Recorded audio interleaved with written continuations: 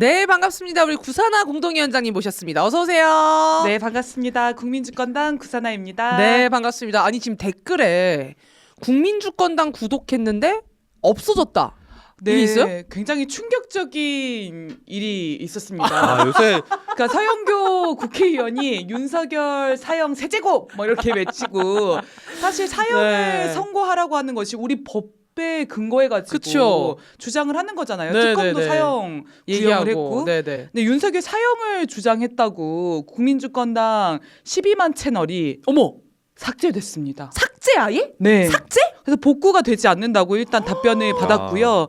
구글 그 코리아인가요? 네. 유튜브 관리하는 네. 여기에 저희가 줄기차게 항의를 해서 채널 복구에 좀 나서봐야겠는데 아니 진짜 좀 공론화를 해야 될 것 같아요. 그걸로 경고받고 있는 채널들도 몇 개 있다고 하더라고요. 아니 그래서 나도 맞아요. 경고 수준인 줄 알았는데 삭제였어요? 네, 채널이 삭제가 돼가지고 지금 사라졌어요. 저희도 아침마다 구사나의 아침 인사를 네. 지금 그 채널로 중계하고 있지 않습니까? 네, 네, 네. 그래서 오늘도 중계를 하려고 갔더니 채널이 사라져 있는 거예요. 웬일이야 진짜.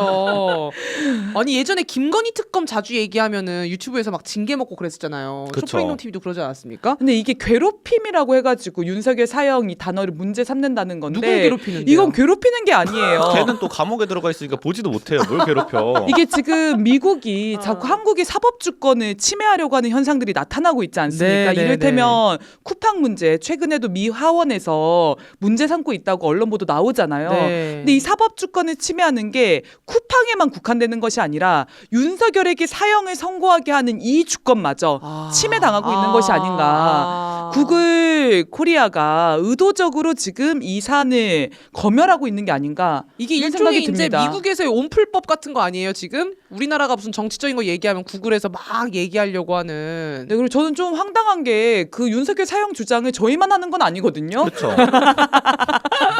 지금 온갖 정치인들, 온갖 방송들이 윤석열 사형 이야기를 한단 말이에요. 네. 아니 사형을 구형을 해서 사형을 나오라고 하는 게 뭐가 문제입니까? 아니, 온라인 맞습니다. 주권 침해네. 온라인 주권 침해 이거 정말. 네, 근데 열받네요. 딱 국민주권당만 콕 집어가지고 네. 지금 채널이 삭제가 돼서 아니 그럴 거면 국회 방송도 없애야 되는 거고 다 없애야죠. 사형 얘기하는 데들은. 네, 지금 직위원 뭐 그 구형할 때 특검이 사형 구형했는데 그런 네. 것도 다 안 되는 거 아닙니까? 그런 기준으로 보면은 그래서 저희도 네. 쇼츠 같은 거 만들 때 삐소리를 넣기 시작했어요. 그래서 너무 고생하시잖아요. 사형 얘기 네. 너무 많아가지고. 아니 1분짜리 쇼츠를 만드는데 사형 얘기가 거의 10번 가까이가 나오는 거예요. 그런데 지금 민심이 그래요. 광주도 막 저 거리 지나면서 명함 뿌리다 보면 어머님들이 저 붙잡고 아. 하시는 얘기가 다 윤석열 사형 왜 안 시키냐고. 진짜 밑도 끝도 없이 제가 명함을 드리면 윤석열 사형을 왜 안 시키냐. 민심이 정말 뜨겁구나. 네, 뜨겁고요. 아무튼 네. 구사나 TV 좋아요, 구독 언젠가 한번 홍보를 해야 되겠다고 되겠다. 생각했는데 마침 기회가 돼서요. 구사나 TV. 네, 좋아요, 구독 눌러주십시오. 지금 야. 12만 채널은 사라지고 12만 가려면 보통 어떻게 해야 되죠? 190명 일단 구독자거든요. 차근차근 쌓아가야죠. 일단 네. 1000명이 돼야 라이브를 좀 마음대로 할 수 있더라고요. 그래요. 1000명부터 좀 시작해 봅시다. 1000명을 좀 만들 수 있도록 오늘 여기 계신 한 100분이 함께 또 동참해 주시면 감사하겠습니다. 네, 고맙습니다.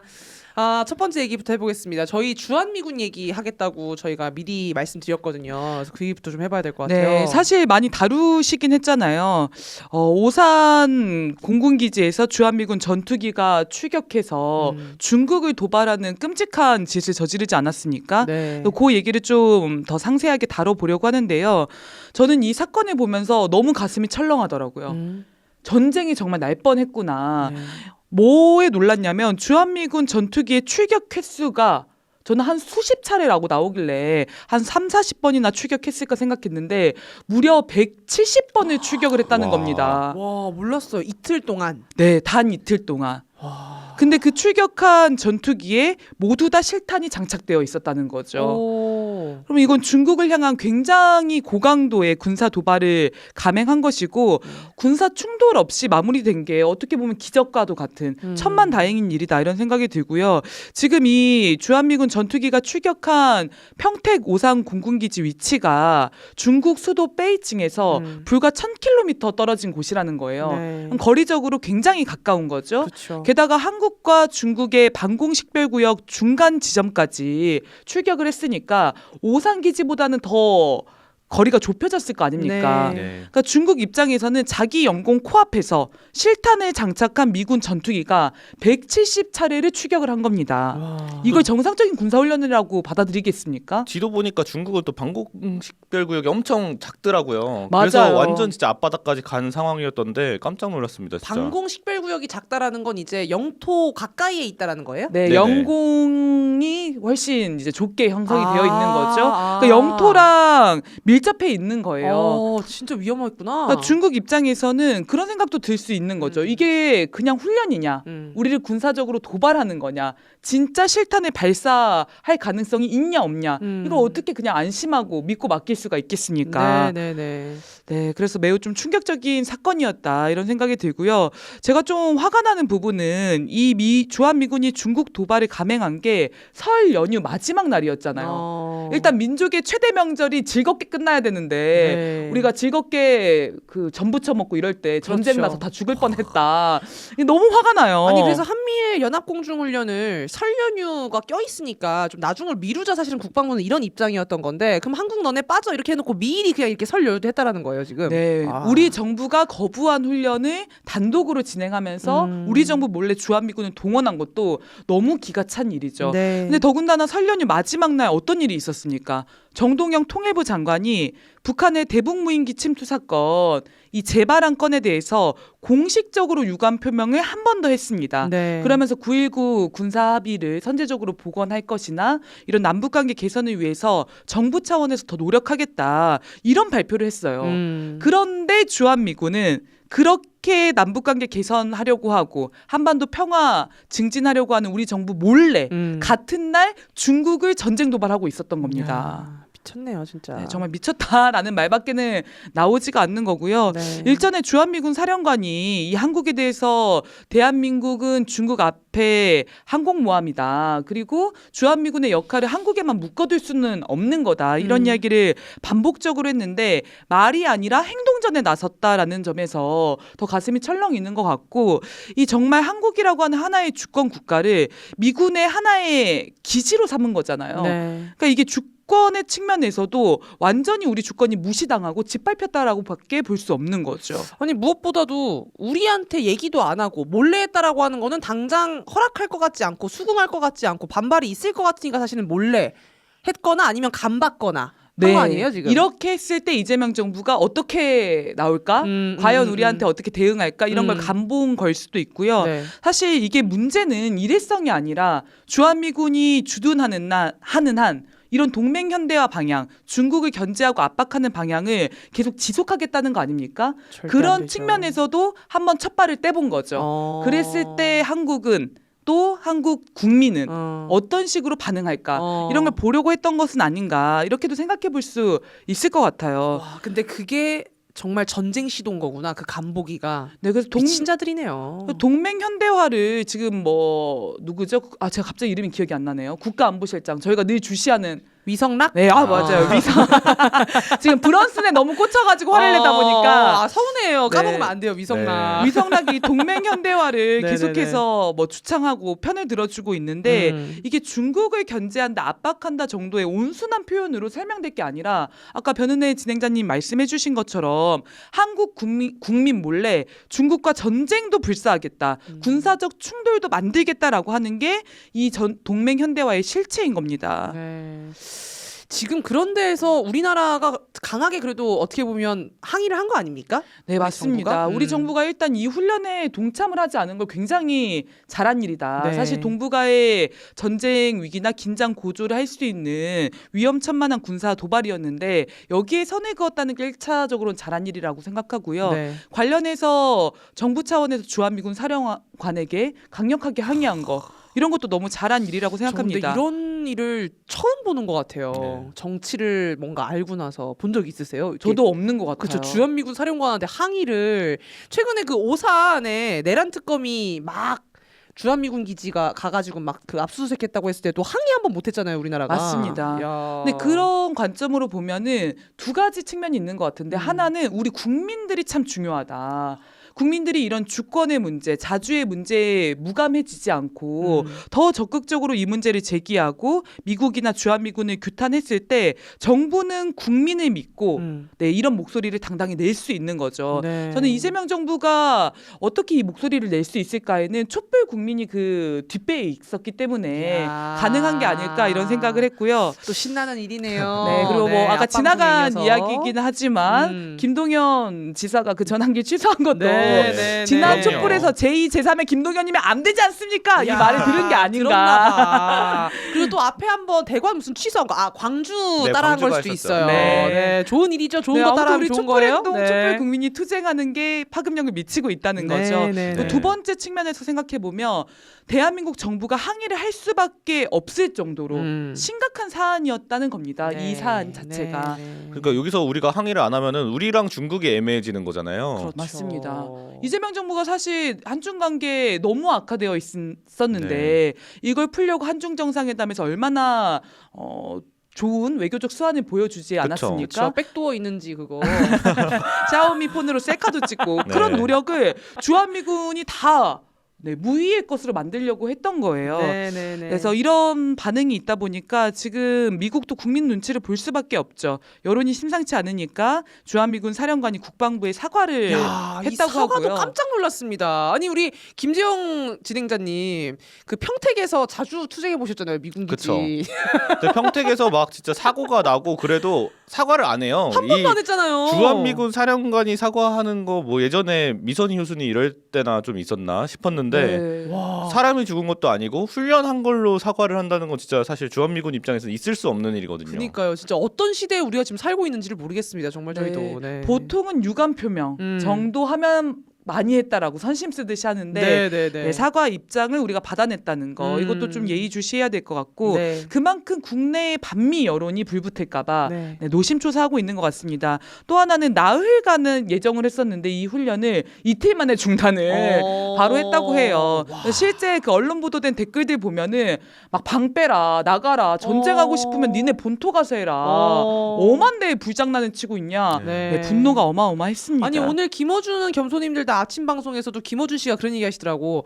초치해야 된다 주한미 대사. 아 그럼요. 야 대사 대리를 초치해야 된다고. 야 정말 대단합니다. 그래서- 할까? 뭐 비공식으로 했다는 얘기는 맞아요. 하더라고요. 김진영 방송에서. 의원님이. 지금 네네네. 주한미군 사령관이 사과했다고 끝낼 문제가 아니라요. 이거는 뭐 대사를 초치하는 문제부터 시작해서 이 끔찍한 전쟁 도발, 주권 유린 행태에 대해서 가장 강도 높게 항의하고 규탄하고 나서야 된다. 사실 우리 촛불에서도 뭐 그런 목소리를 냈었는데 네네. 더 그런 반응이 엄청 목소리 뜨거웠어요. 네, 많이 내야 될 것 같아요. 본인이 직접 발언하셨잖아요. 좀 민망해가지고. 남의 일인 엄청 것처럼 봤는데. 얘기하시네요.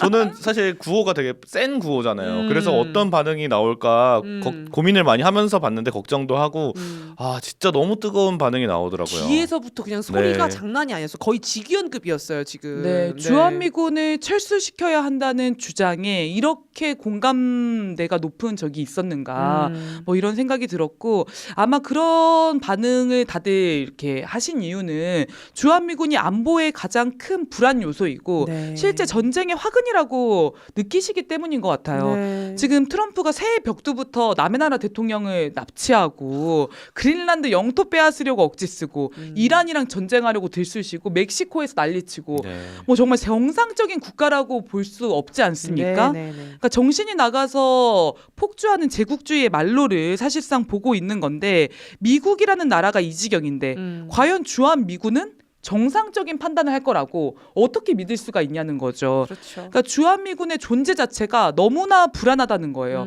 또 우리가 모르는 사이에 북한이나 중국, 러시아를 상대로 군사 도발을 감행하고 미친 듯이 폭주하게 되면 그냥 우리는 전쟁 희생양이 되는 거 아닙니까? 그렇죠. 그러니까 이제 주한미군 때문에 발 뻗고 자는 시대는 애진지게 끝났고 주한미군 때문에 잠을 잘 수가 없는 시대에 우리 국민들이 놓여 있다 이런 생각이 들어요. 그래서 말씀하신 것처럼 사과 초치 정도가 아니라 더 강하게 규탄하고 아예 훈련 자체를 못하게 해야 돼요. 네, 그리고 나가라고 해야 됩니다. 이 그렇죠. 정도 사안이면 네, 맞네요. 너네 우리 몰래 전쟁 일으키려고 했어? 우리를 죽음으로 내몰려고 했어? 너네 필요 없다. 너네가 전쟁의 방화범이구나. 방 빼라, 나가라, 철수해라. 이런 주장을 해야지만 얘네도 위축이 되는 겁니다. 그래서 그린란드에서 양키 고음 구호가 같이 막 나오는 거군요. 그 흐름에서. 네. 맞습니다. 그리고 그렇게 하지 않으면 뭐가 문제냐면 지금 북한, 중국, 러시아와 주한미군 또는 미국이 군사적 충돌을 하게 되면 어딜 가장 먼저 때리겠습니까? 대한민국 전국 곳곳에 있는 주한미군 기지들을 때릴 거라는 게 이번에 확인이 된 거예요. 왜냐하면 그곳이 바로 미군의 발진 기지자 전초 기지라는 걸 확인시켜 준 거 아닙니까?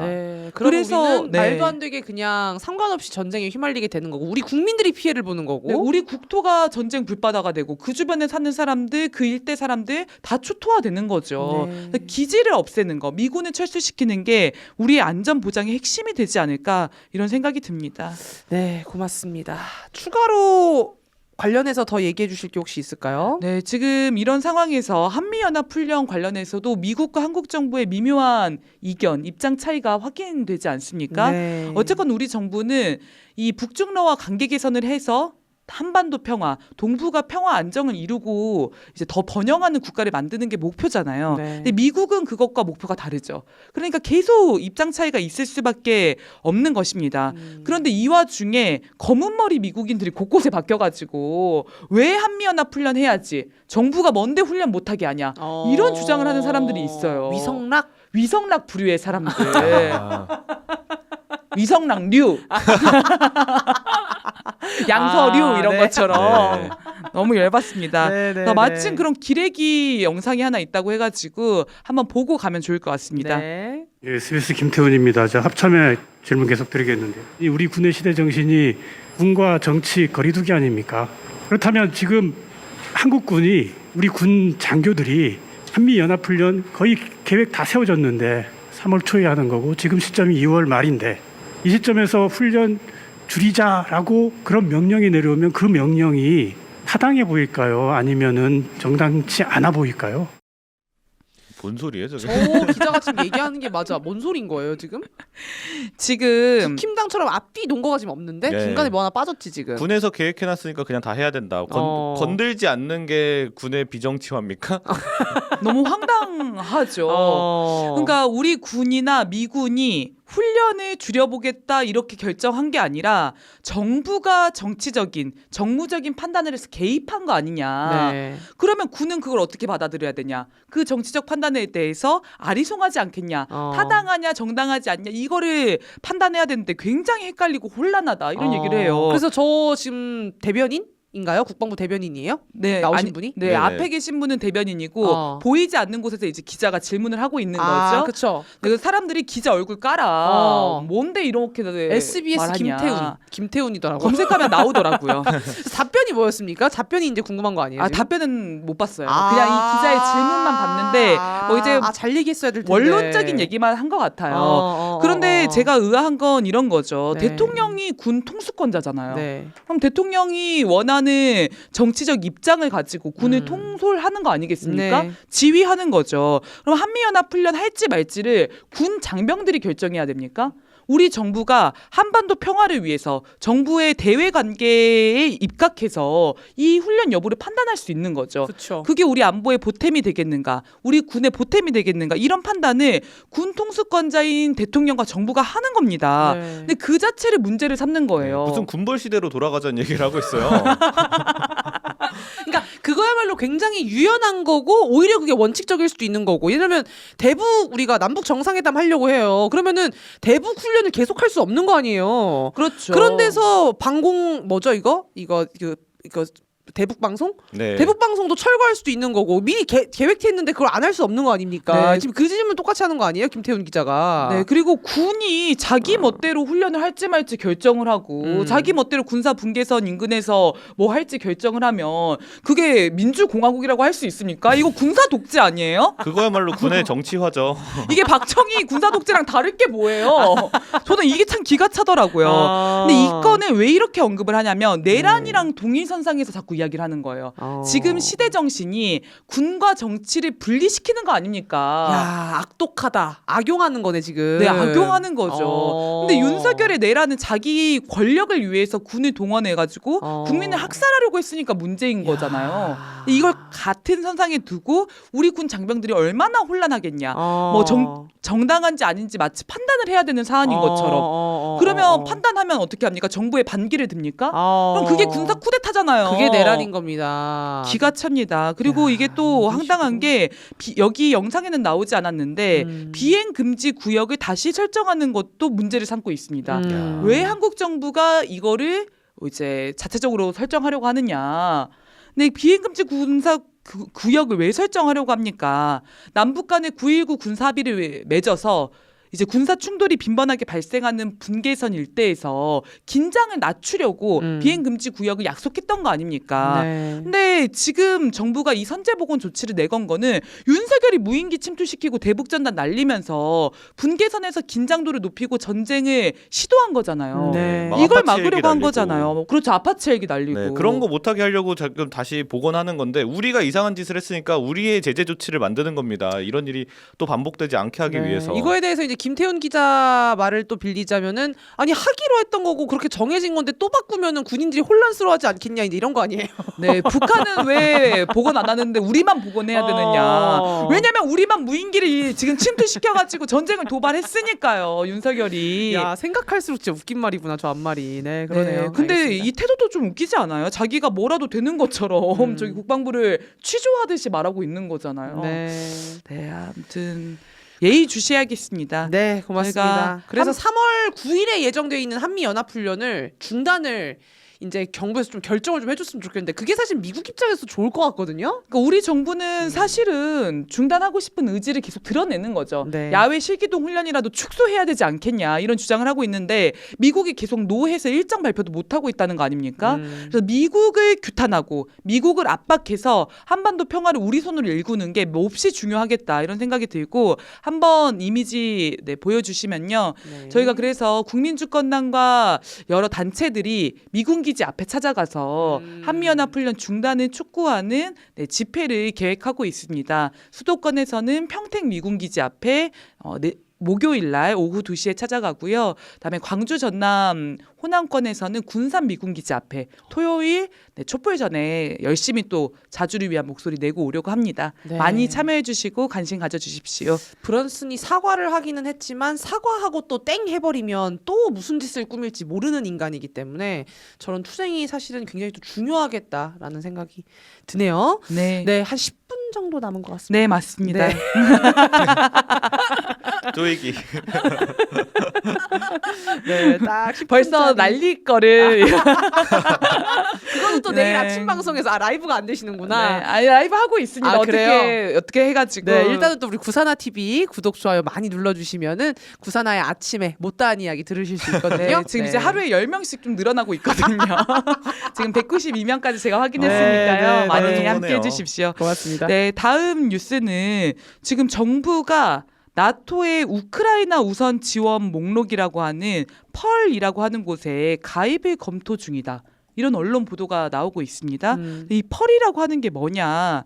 나토 회원국과 참여국들이 돈을 모아가지고 네. 미국산 무기를 사서 우크라이나한테 대주는 프로그램이 펄이라는 거예요. 펄. 네. 그래서 나토 회원국들과 참여국들이 돈 모아서 미국 무기 사가지고 우크라이나 전쟁 지원을 해주는 거죠. 이게 무슨 약자겠죠? 네, 뭐 그런 것 같습니다. 근데 우리는 그렇구나. 나토가 아니잖아요. 근데 우리는 나토가 아닌데 지금 일본한테도 참여하라고 강요를 하고 우리 나토가 아니지. 네. 윤석열이 나토 회의 그냥 혼자 간 거지. 그렇죠.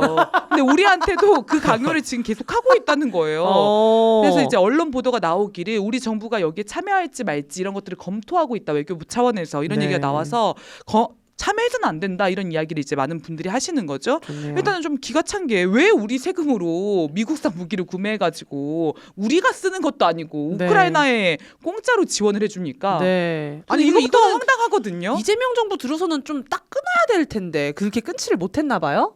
네, 지금 이제 이재명 정부를 새롭게 압박한다라고도 볼 수가 있겠죠. 이제 윤석열 정권이 계속해서 진행해왔던 우크라이나 전쟁 지원, 네, 미국을 네, 네. 쫓아다니면서 이런 적대적 행위를 일삼았던 것을 새로운 정부에게도 강요하는 그런 국면이 아닌가라고 생각을 하고요.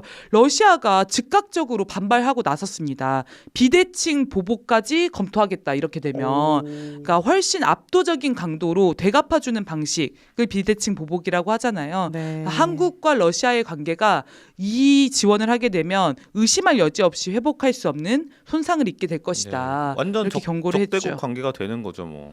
네. 근데 사실 러시아가 좀 많이 윤석열 정권 때 많이 좀 봐줬잖아요. 사실은 이재명 정부 처음 들어서서도 잘해보자고 얘기도 많이 하고 그러면은 거기에 맞게끔 좀 우리도 우리 목소리와 화답의 목소리를 좀 내야지 외교 관계가 또 사실 좋아지는 거 아니에요, 사실은? 네, 그래서 러시아 차원에서는 어쨌건 이재명 정부가 새로 들어서면서 한러 관계를 개선하고 싶어하는 의지를 드러내는 측면이 있다 보니까 그런 것들을 계속 숨통을 틔워주는 측면은 있는 것 같아요. 이를테면 이전에 했던 정부의 정책과 새로운 정부의 공식 노선과 지금 다르지 않냐. 네. 근데 우크라이나에 무기를 지원하는 건 지금 정부의 공식 노선과 안 일치하잖아. 네. 이런 식으로 좀 길을 터주는 측면이 그렇죠. 있는 그리고 거죠. 이 관련된 거는 다 윤석열 정부가 잘못한 거잖아. 이렇게 이제 얘기를 막 했잖아요. 네, 그래서 우리 정부는 러시아 그런 정부가. 측면을 잘 활용할 필요가 있다라는 생각이 들고 정부가 우크라이나에 살상 무기를 지원하지 않겠다는 입장은 계속 유지하고 있고 뭐 펄에 가담을 하더라도 간접적으로 뭐 인도적 지원만 할 거다라고 얘기는 하지만 네. 사실 이 펄 자체의 성격이 미국산 무기를 구매해서 지원해주는 프로그램이기 때문에 네. 그런 살상 무기를 지원한다는 측면을 벗어나기는 어려운 거죠. 아예 그렇죠. 가담 자체를 안 하는 게 답이다 이런 생각이 들고요. 네. 네, 최근에 그 사진 한 번만 띄워주시면 주한 러시아 대사관 건물 외벽에 승리는 우리의 것이라는 대형 현수막이 내걸렸다고 합니다.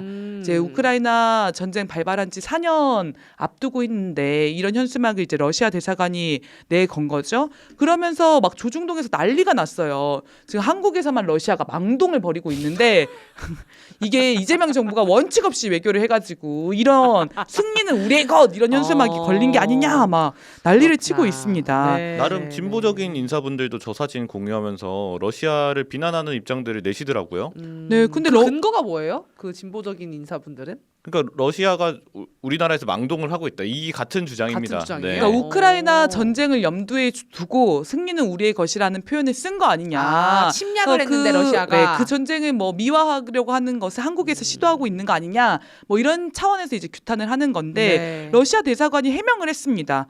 해당 문구는 제2차 세계대전 당시에 독일 나치 정권에 대항해서 싸웠던 구호라는 거예요. 실제 러시아 국민들 사이에서는 이 나치에 맞서서 싸운 그런 애국심을 같이 나누는 네. 주요한 구호로 대중적 구호로 알려져 있는 거라고 합니다. 네. 그래서 최근에 이제 외교관의 날이라든지 조국 수호자의 날이라든지 러시아가 기리는 그런 기념일들이 있었나 봐요. 그래서 그 시기를 이제 기념하면서 건 현수막이지 다른 사람의 감정을 해치려고 건 현수막이 아니다. 네. 이렇게 해명을 했습니다. 네. 그러면 사실 내용만 놓고 보면 문제 삼을 내용은 없는 거죠. 그렇죠. 근데 이걸 조중동이나 이런 데서 계속 문제를 삼고 있는 겁니다. 그렇죠. 반북, 반러, 반중 전선으로 사실은 하려고 하는 어떻게 보면 인지전 차원에서 계속 뭔가를 공격하고 싶은 거잖아요. 네. 러시아 이런 거를. 그러니까 이재명 정부의 이 국익과 주권을 지키는 실용 외교의 길을 막고 물어뜯으려고 이 사안을 지금 굉장히 큰 문제인 것처럼 침소봉대하고 있는 것은 아닌가라는 생각이 들고 아까 조선일보 그 사설에서 뭐라고 평을 했냐면 근본적으로 중러 눈치를 살피는 한국 정부의 원칙 없는 외교가 자초한 일이다. 한국을 상대로 무슨 짓을 해도 별 문제가 없을 것이라고 생각하기 때문이다. 이런 식의 논평을 했습니다. 네. 의도가 아주 빤히 보이는 네. 거죠. 뭐 중국이랑 전쟁까지 하려고 한 미국한테는 왜 이런 사설 안 쓰시는지 몰라요. 현수막 하나 건 걸로는 이렇게 난리가 나면서. 조선일보는 뭐 사설 하나 그 관련 쓰긴 했어. 그래도 한미연합 훈련은 해야 된다. 뭐 이런 거 아니었어요? 아, 역시 매국노 전쟁광 언론답습니다. 또 이제 조금 다른 측면에서 보면 네. 이제 관례적으로 기념일을 기념했다고 볼 수도 있겠지만 러시아 대사관이 의도적으로 메시지를 낸 거라고도 분석할 수 있겠습니다. 네. 그만 이제 지금 한러 관계 회복에 기로에 서 있다 이런 메시지를 낸 것이 아닌가. 우크라이나 우크라이나에 무기 지원하는 거 우리 굉장히 불편하고 이 전쟁은 우리의 승리로 귀결될 것인데 한국 정부가 자기의 국익을 중심에 두고 판단하는 게 좋지 않겠냐 이런 메시지를 내려고 했을 가능성도 있겠습니다. 네, 그걸 그래서- 읽었나 봅니다. 조선일보가. 그러니까 러시아의 망동 이렇게 이제 하는 게 아닌가라는 생각이 들고요.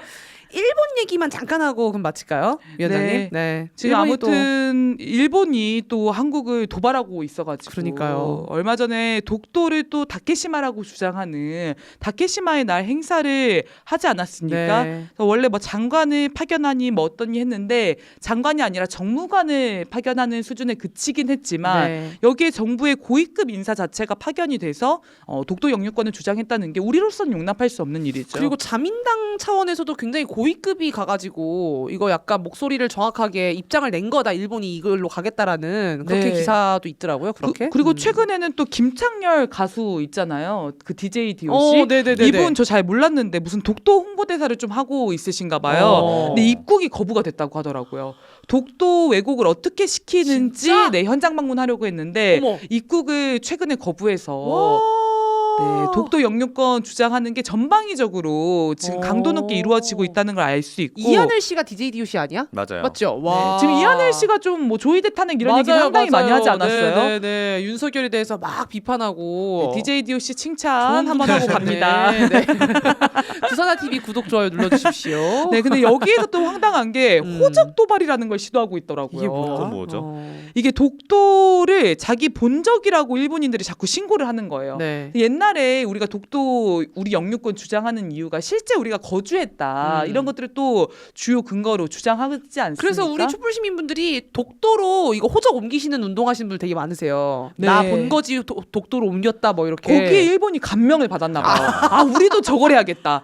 우리도 독도를 우리 본적이라고 신고해서 국제사회에서 실제 일본인들이 거주하고 있는 것처럼 보여줘서 만약 영유권 문제가 불거졌을 때 이걸 논거로 삼아야겠다 이런 운동을 펼치고 있다는 겁니다. 네. 최근 몇 년 동안 한 120명대가 그 독도에 본적을 두는 걸로 일본인들이 신고를 하고 있다고 하네요. 네, 끊임없이 진짜 여러모로 정말 이재명 정부를 어떻게든 괴롭히려고 하네요, 진짜. 국내에서 국민 주권이 막 올라가고 있으니까 이 국제적으로 뭔가를 분산시켜 보려고 하거나 아니면 이재명 정부를 꺾어 보려고 하거나 하는데 진짜 국내에서는 내란 청산 그리고 국제적으로는 자주를 정말 되찾는 그런 역할을 촛불 시민들이 하고 있다라는 생각이 듭니다. 네, 그래서 마지막으로 하나만 덧붙이면 지금 이재명 정부가 한미일 연합훈련 노했다는 거잖아요. 네. 더군다나 다케시마의 날이라고 주장하는 그 날을 즈음해서 하는 건 절대 안 된다 이렇게 노했다는 건데 너무 잘하셨고요. 너무. 앞으로도 일본과의 군사훈련은 절대 하지 말아야 됩니다. 네. 이게 원래 당연했던 게 아니라 윤석열이 시작한 거거든요. 맞아요. 그러니까 윤석열이 당연하게 만들었던 거예요. 그래서 또 김병주 의원이 또 뜬 게 그 국회에서 어디 무슨 한미일 동맹을 얘기하냐고 막 이러면서 동맹이 아니에요 일본이랑. 맞아요. 그러니까 군사 훈련을 같이 할 이유가 없어요. 그리고 자위대가 한반도에 들어오는 것도 사실은 너무 깜짝 놀랄 만한 일인 건데 이게 또 군사 훈련을 계속했을 때 문제가 뭐냐면 네. 실제 독도를 점령하는 충격적인 행동을 감행할 수 있거든요. 아. 지금 일본이 군사주의적인 팽창을 계속하고 있는데 어느 순간 미친 듯이 폭주할 가능성이 있지 않습니까? 네, 그럼 어디를 점령하려 들겠는가? 독도일 가능성이 높겠다. 맞아요. 그래서 한미일연합 군사훈련 절대 해주면 안 된다 이런 말씀 드리고 싶습니다. 네, 고맙습니다. 오늘 구선화의 선을 넘는 사람들 방송은 여기서 마치도록 하겠습니다. 시청해주신 여러분 고맙습니다. 고맙습니다. 감사합니다.